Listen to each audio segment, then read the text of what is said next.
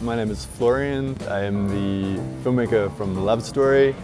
I've just been teleported here from Berlin on a 26-hour flight, and it's great to be in Melbourne for my third film at MIFF. Woodenhead and Kaikoi Demolition have screened here before, so I'm pretty excited.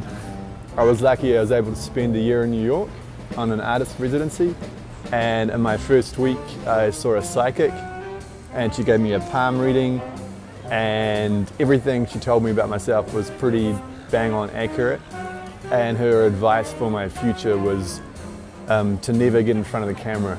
And yeah, she looked at me like really intensely and she said, don't ever go in front of the camera. And that advice inspired me to like do the opposite and yeah, jump in front of the camera, and that's how this experiment began, which turned into a love story.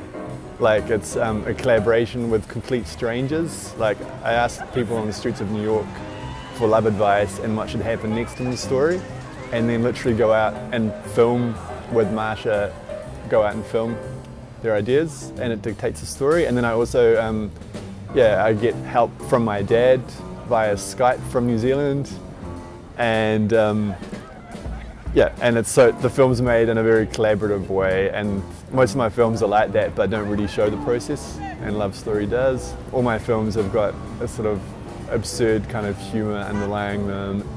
I was travelling to Europe, and I was going through Australia, and I had a pair of nail scissors, and they wouldn't let me take them on the plane, the nail scissors, and they were going to throw them away. And I said, oh, you can't throw these scissors away, they belong to my, you know, their family scissors. And they said, well, do you have an address you can send them to in Australia? And the only person I could think of was James Hewison, the director of the Melbourne Film Festival.